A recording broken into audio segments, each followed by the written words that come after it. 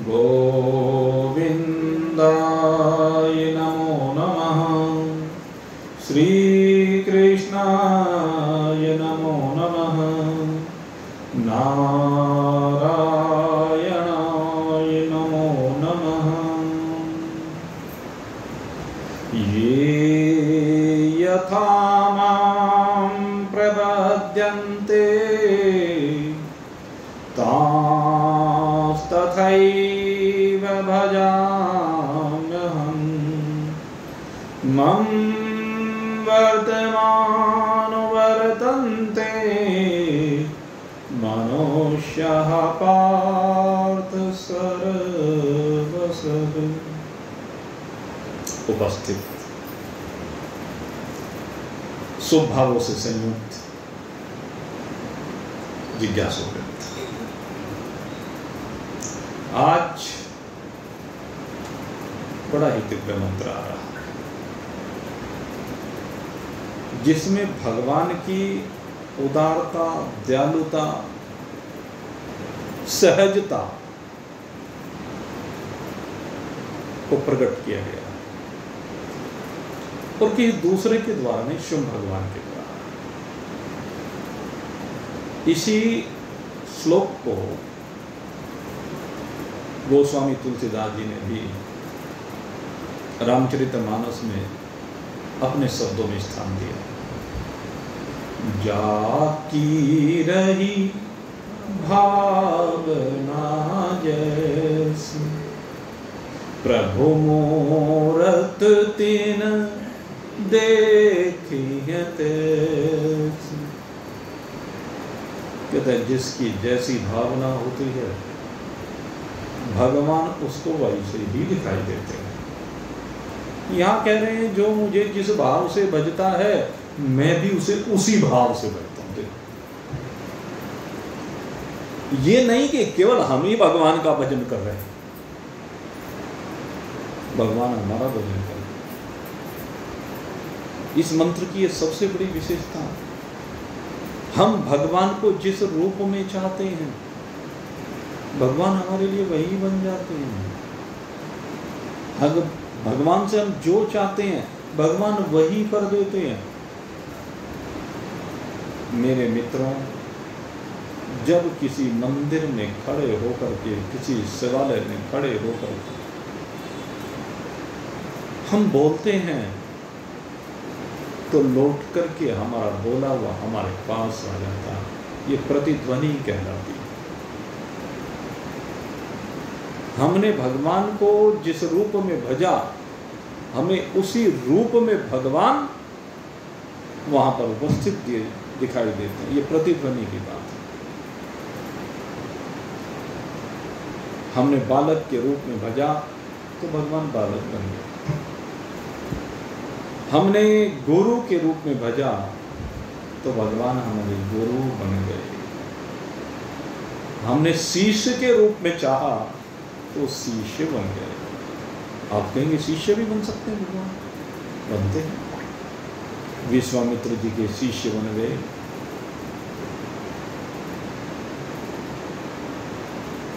वशिष्ठ जी के शिष्य बन गए, संदीपन मुनि के शिष्य बन गए, महर्षि गर्ग के शिष्य बन गए और सांडिल्य ऋषि के शिष्य बन गए, दुर्वासा जी के शिष्य बन गए।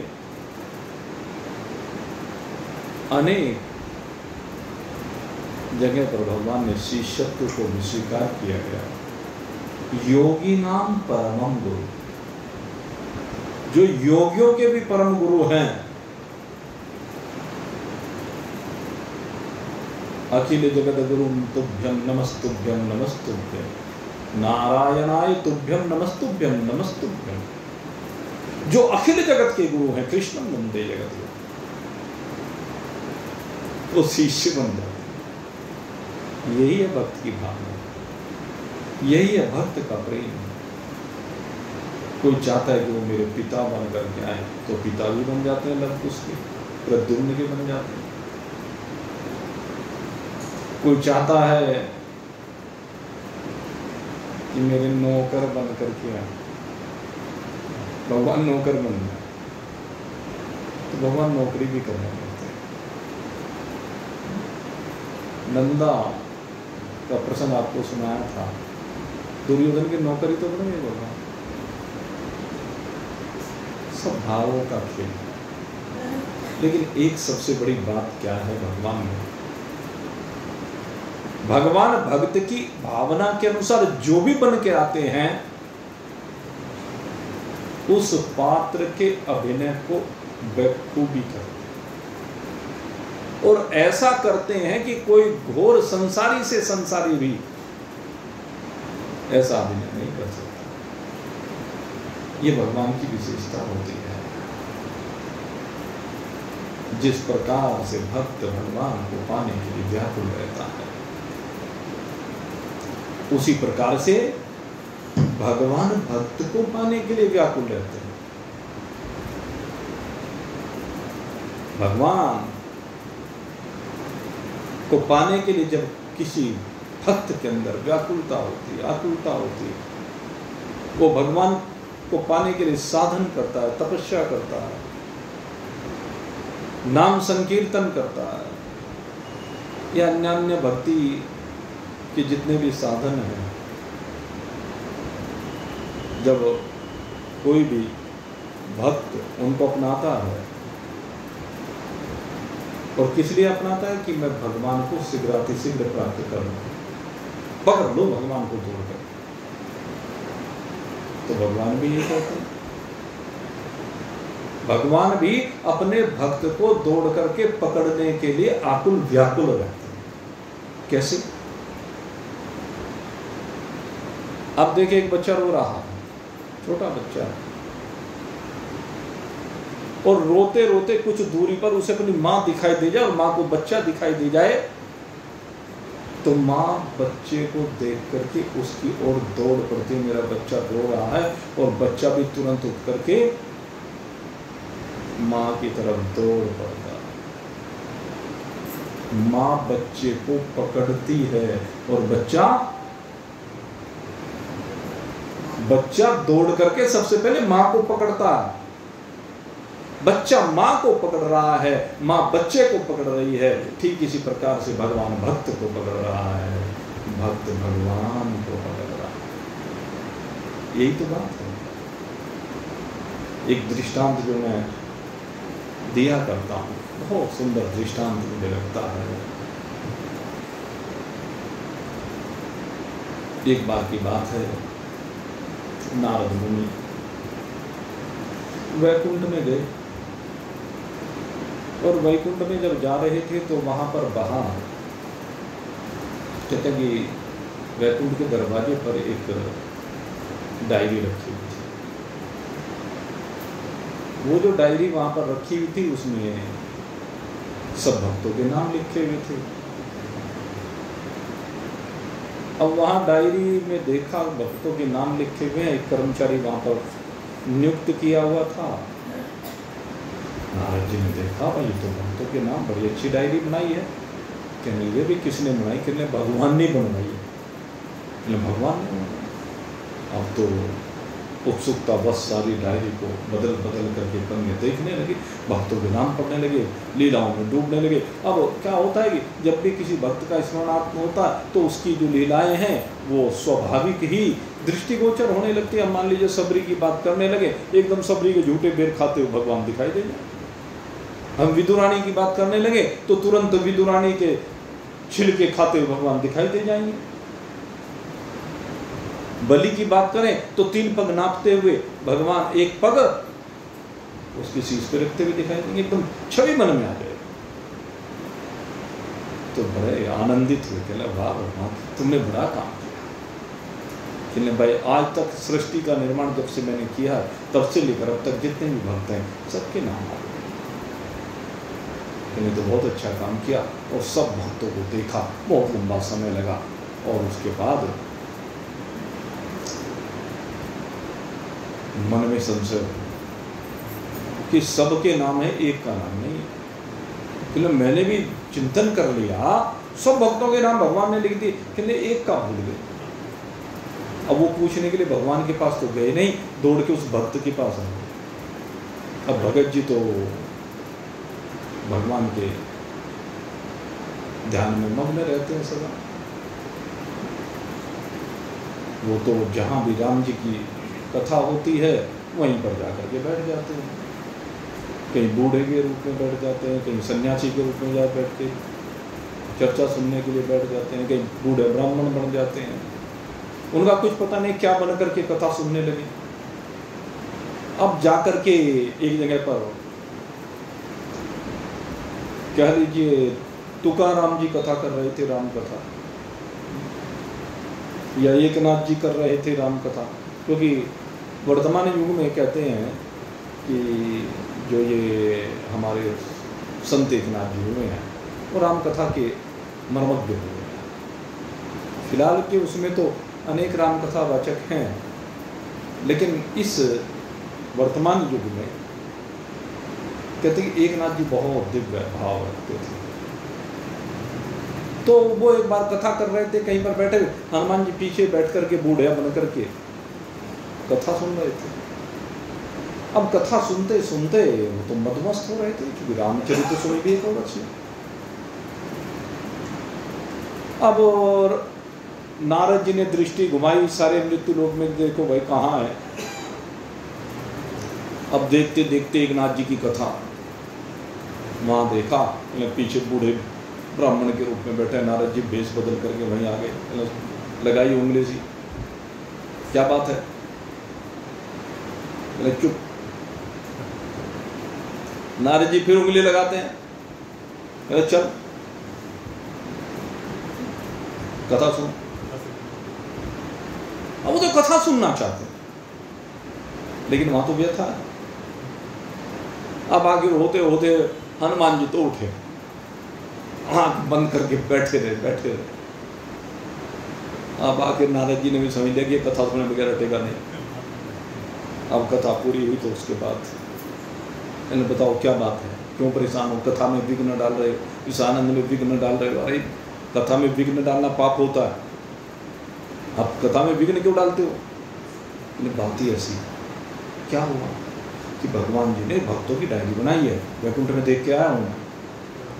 बड़ी अच्छी बात है, मतलब अच्छी बात तो है, उसमें सब भक्तों के नाम जमा, बड़ी अच्छी बात है। कहते तुम क्यों परेशान हो रहे हो, फिर क्या बात है। कहते एक नाम भूल गए, एक नाम छूट गया। कहने लगे भाई वैसे तो ऐसा हो नहीं सकता कि भगवान के आज तक जितने भक्त हुए हैं उनमें से किसी का नाम छूटा हुआ हो, लेकिन फिर भी आपको संशय है तो भगवान से पूछ लो जाके। ना वही तो पूछना है, इन्हें तो पूछो, तो मुझे क्यों परेशान कर रहे हो। कहने लगे तुझे साथ लेके जाना, तुझे मुझे क्यों साथ लेके जाना। कहने वो भक्त तू ही है जिसका नाम छूटा हुआ है। अरे आज तक जितने भी भगवान के भक्त हुए हैं उन सबको देखो तो सबके ऊपर भगवान ने कृपा की है, और यहाँ तो उल्टा हो रहा है, यहाँ तो काम ही उल्टा है। क्या राम काज करीबी को आप, तू तो सदा राम जी के काम करने के लिए आतुर रहा। भगवान ने सब भक्तों के काम किए, तू भगवान के काम करने वाला बना है, उल्टा काम हुआ है, और तेरा इनाम नहीं है। कोई बात नहीं, अरे ये छोटे छोटे से काम, अब इतने लोगों के नाम भला भगवान कैसे लिखे। वो मैंने ऐसा क्या काम किया, मैंने तो कुछ भी काम नहीं किया, जो कुछ किया उन्हीं की शक्ति से हुआ, मैं तो कुछ करने वाला हूँ नहीं, मैं तो अकर्ता हूँ, इसलिए मेरा नाम नहीं है। कोई बात नहीं, जाओ अपना आराम करो, घूमो फिरो, भगवान का नाम लो। नहीं नहीं मेरे साथ चलना पड़ेगा। जबरदस्ती हाथ पकड़ा और ले गए वैकुंठ। जाके भगवान के सामने उनके साष्टांग प्रणाम किया, और प्रणाम करने के बाद नारद जी कहने लगे कि हाँ बोलो क्या बात है भाई। तो नहीं बात क्या है, बस एक बहुत बढ़िया काम आपने किया कि क्या कि ये डायरी बना दी भक्तों के लिए। हाँ भाई इसलिए बना दी, इतने समय से सृष्टि चल रही है, कभी कभी मैं भी इस डायरी को देख लिया करूँगा, उन भक्तों की लीला को याद कर लिया करूँगा जिन भक्तों ने एक से बढ़कर के एक काम किए। चलिए वो बात तो ठीक है, लेकिन क्या आपने सब भक्तों के नाम इसमें लिख दिए। हाँ लिख दिए, कोई संशय है। चलिए हाँ है। फिर नहीं भक्त का नाम भूल गए, हो ही नहीं सकता, मैंने आज तक जो सृष्टि बनी है उसमें हर एक के ऊपर विचार कर लिया, कोई भी मेरा ऐसा भक्त नहीं है जो छूट जाए उस डायरी में जिसका नाम ना लिखा हुआ हो। कहने लगे जी छूट गया, गलती हो गई। कहने नहीं, हो ही नहीं सकती। कहने लगे हुई है। कहने अच्छा कौन छूटा है? कहने लगे आपके सामने खड़ा है। कहने अच्छा तेरा नाम छूट गया। कहने नहीं, मेरा तो शुरू में लिख दिया आपने, मेरी बात नहीं है। तो फिर कौन छूट गया? कहने प्रभु जो कभी कुछ कहता नहीं और जिसने आपके लिए अपने सारे जीवन को झोंक के रखे, जो सदा आपके अलावा किसी को जानता ही नहीं, सदा आपका ही नाम लेता रहता, हर समय राम राम की रट लगाए रहता है। और वो चाहता है कि जहां उसका मंदिर है उस मंदिर में भी जो भक्त आए वो आपका ही नाम जपे, उसका नहीं। कहने लगे कौन है? कहने ये आपके सामने। कहने हनुमान जी की बात कर रहे हो? कि हाँ। कहने तुम्हें किसने कहा कि हनुमान जी मेरे भक्त हैं? मैं तो इसको अपना भक्त नहीं मानता। कहने देखो, और हनुमान जी कहने लगे नारद जी देखो मैं तो पहले ही कह रहा था, मैं तो आपसे पहले ही कह रहा था। अरे भला मेरी कहाँ गिनती, कैसी तुम खाम खा मुझे उठा के या खाम खा भगवान को भी परेशान किया, गलत बात है। अरे ऐसा कुछ काम मैंने कुछ किया हो तो तभी तो नाम आए, मैं तो कुछ भी नहीं कर पाता हूँ। मैं तो बिल्कुल जैसे डॉक्टर आप कह रहे थे अल्पज्ञ हूँ, मूढ़ बुद्धि हूँ, इस तरह के शब्द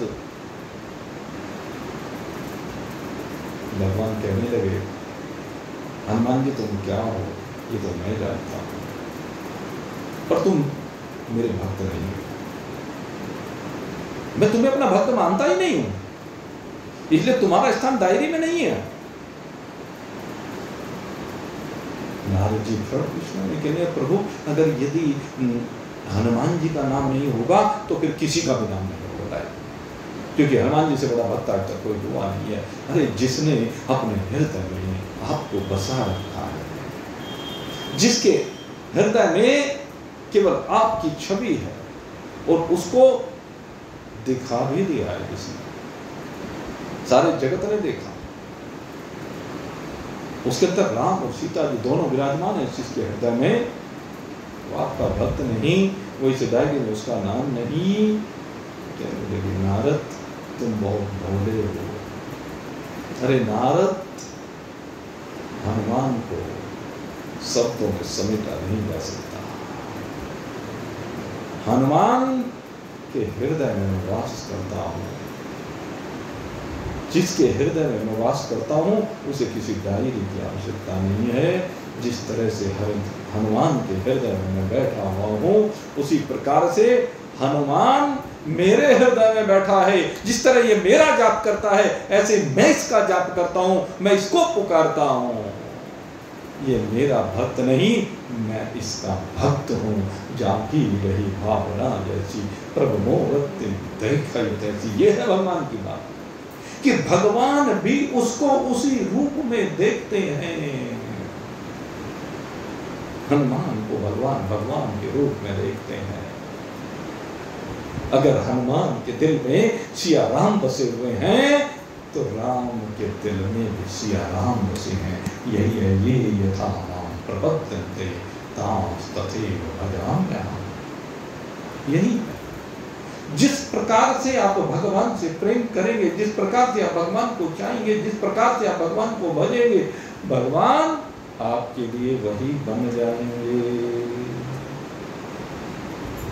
सबने अपने अपनी भावना के अनुसार चाहा और भगवान वैसे ही प्रकट हो गए। गोपियों से सुंदर दृष्टांत किसी का नहीं हो सकता। गोपियों ने भगवान से प्रेम किया, गोपियों ने भगवान को चाहा, गोपियों ने भगवान में चित्त को रमाया, तो भगवान ने भी अपने चित्त को गोपियों में रमा दिया। रास क्या है? रास में क्या होता है? गोपी कृष्ण के प्रेम में तन्मयता को प्राप्त हो जाती है। गोपियां कृष्ण प्रेम में डूब जाती हैं तो कृष्ण भी उन गोपियों के प्रेम में डूब जाते हैं। अगर गोपियों के हृदय में कृष्ण बसे हुए हैं तो कृष्ण के हृदय में गोपियां बस जाती हैं और ये गोपी और कृष्ण मिलकर के एक रूप बन जाते हैं, एक ही बन जाते हैं। इसीलिए गोपियां कहती हैं कृष्णो हम कृष्णो हम कृष्णो हम। सब क्या हो गए? सब कृष्ण ही हो गए। हर गोपी के अंदर कृष्ण ही प्रकट हो गए। ये है रास। और मेरे मित्रों, ज्ञान योग की पराकाष्ठा कहता हूं मैं तो रास को। एक और रास को जहां भक्ति का प्रसंग मानते हैं, मैं उसको ज्ञान का प्रसंग मानता हूं।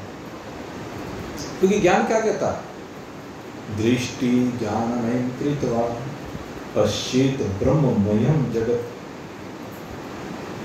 ज्ञान योग यही तो है कि जब दृष्टि आपकी ज्ञानमयी हो जाती है तो चराचर जगत आपको ब्रह्ममय दिखाई देता है। तो गोपियों जैसी दृष्टि किसकी हो सकती है? जब वो कृष्ण के प्रेम में डूबी, कृष्ण के भाव में डूबी, कृष्ण के स्वरूप को उन्होंने जाना, तो चराचर जगत उनकी दृष्टि में कृष्ण ही कृष्ण हो गया। गोपियों को कृष्ण के अतिरिक्त तो कोई दिखाई नहीं देता। राशि यही तो है। हर गोपी में से कृष्ण प्रकट हो गया। असंख्य कृष्ण, असंख्य कृष्ण हैं। और मैंने आपसे एक दिन चर्चा की थी, जब भगवान श्री राम वनवास के उपरांत अयोध्या में पहुंचे तो प्रत्येक अयोध्या वासी दौड़ पड़ा, नंदीग्राम की ओर दौड़ पड़ा। प्रत्येक अयोध्या वासी, जहां पर सबसे पहले भगवान का विमान उतरा, और हर अयोध्या वासी भगवान से मिलने के लिए आतुर व्याकुल है। वो चाहता है कि बस एकदम मुझे भगवान मिल जाए। तो जो भावना अयोध्या वासियों की है, वही भावना भगवान श्री राम की भी है कि मैं एक साथ अपने अयोध्या वासियों से, अपने भक्तों से, अपने प्रेमियों से एक ही बार में मिलूं। अमित रूप प्रकटित विकारा। इसलिए भगवान ने क्या किया? जितने अयोध्या वासी हैं उतने ही रूप भगवान ने धारण कर लिए। एको हम बहुश्याम। मैं एक हूं और एक से अनेक इसी रूप में हो जाऊं। वैकुंठ की क्या विशेषता है? वैकुंठ में एक मुक्ति क्या कहेगी? सारूप मुक्ति। सारूप मुक्ति में क्या है? जिन्होंने भगवान के साथ एकता का संबंध जोड़ा है, या मित्रता का संबंध जोड़ा है, कह लीजिए समता का संबंध जोड़ा है, वो यहां से जब जाते हैं भगवान के लोक में, तो भगवान के जैसा ही उनका स्वरूप हो जाता है। संत चक्र गदा पद्म धारण किए होते हैं वो, सब चतुर्भुजी रूप। तो यही तो है भगवान के जैसा हो जाना, भगवान रूप हो जाना, भगवान से विलग ना होना। एकमात्र भगवान ही दिखाई देना। ये यथा माम प्रबद्धन्ते तथैव भजाम्यहम्। सारूप मुक्ति हमें यही कहती है कि हमने भगवान को अपने समान मान करके भजा, अपने जैसा मान करके भजा। और जो कह रहे थे ईश्वर अंश जीव अविनाशी चेतन विमल सहज सुखरासी। ईश्वर अंश जीव अविनाशी, और हकीकत तो यही है भाई। ईश्वर अंश जीव अविनाशी। ये जीव जो है ईश्वर ही है, ईश्वर से भिन्न नहीं है। अंश कभी अंशी से भिन्न होता ही नहीं है। अंश अंशी से भिन्न नहीं होता है। ये तो अज्ञान के कारण से, माया के कारण से, माया का आवरण पड़ने के कारण से ये अपने आप को अंशी से अलग मान बैठता है। और इसी कारण से वो कहा बंधो जीव मरकट की नाई। और ये माया इसके गले में एक फंदा डाल देती है, जैसे बंदर के गले में मदारी रस्सी डाल देता है। तो बंध जाता है, बंदर बंधा हुआ हो जाता है।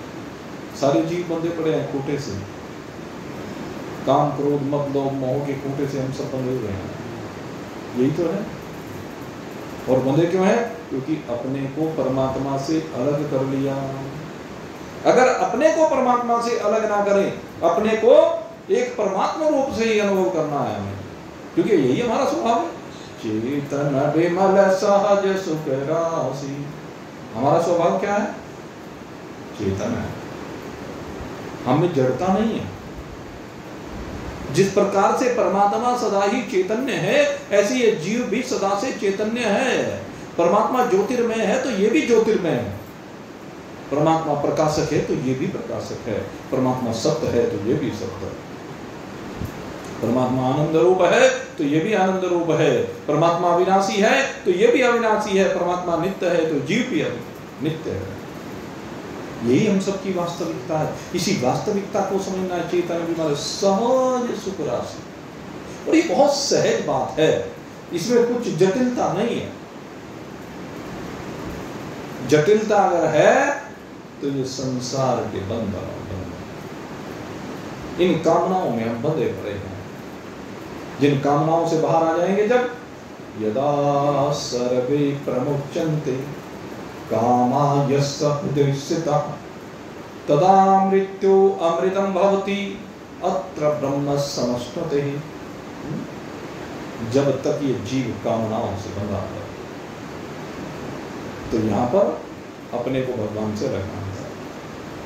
और कहते हैं जिस समय ये इसकी कामनाएं समाप्त हो जाए, इच्छा रहे ही नहीं, यदा सर्वे प्रमुच्यन्ते, सबसे मुक्त हो जाए, कोई कामना ना रहे। कामा यस्य हृदये स्थितः, हृदय में बैठी हुई जितने प्रकार की कामना है, संतान संबंधी कामना है, पति पत्नी की कामना है, बाल बच्चों की, धन दौलत की, मान सम्मान पद प्रतिष्ठा की, न जाने किस किस प्रकार की कामना इसके अंदर भरी हुई है। कामा यस्य हृदये स्थितः तदा मृत्यु अमृतं भवति। जैसे ही इन कामनाओं से बाहर हो जाता है, उसी क्षण ये मृत्यु के बंधन से बाहर निकल जाता है, और मृत्यु के बंधन से बाहर निकल करके अमृतम भवति, अमरता को प्राप्त हो जाता है। अजरता, अमरता, अविनाशिता, ये इसका सहज स्वरूप है। ये कोई उधारा विषय नहीं है, उधारा माल नहीं है, ये इसका अपना माल है, अपनी पूंजी है, किसी दूसरे का माल नहीं। दूसरे का माल तो छलावा है, अज्ञान है, भूल है, ना समझी है। दूसरे का माल ये है, और हमारा माल सत्य है, चित्त है, आनंद है, अविनाशता है, नित्यता है, अनंतता है, असीमता है, अपारता है, दृष्टित्व है, निरवयव है, निरीक्षण है, घन है। सच्चा धन क्या है? घन। धन और घन इंग्लिश में लिखोगे तो दोनों एक ही हैं। धन को भी ऐसे लिखते हैं और घन को भी ऐसे लिखते हैं। तो धन और घन दोनों एक। क्या? जिस दिन आप घन को अपना धन बना लोगे, घन को समझते हैं? घन माने ओतप्रोत, घन माने ठसाठस भरा हुआ, जिसके अंदर परमात्मा ठसाठस भरा हुआ, जहां सुई की नोक के बराबर भी जगह नहीं है। घन श्याम, कितना श्याम है? कहते कूट कूट के भरती, इतना श्याम है। कूट कूट के ओत प्रोत को समझते हैं? ओत प्रोत माने जैसे मान लीजिए किसी पात्र में ऊपर तक लबालब जल भर दीजिए।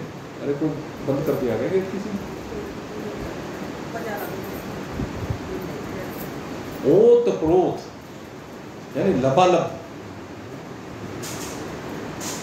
जहां पर बिल्कुल जो पात्र है उसमें जल पूरा भरा पड़ा है, जिसमें एक बूंद के लिए भी स्थान बाकी नहीं है। ऐसा परमात्मा, परमात्मा है ही ऐसा, और आप हैं ही ऐसे। आप इससे विलग हैं ही नहीं, आपकी वास्तविकता ही यही है।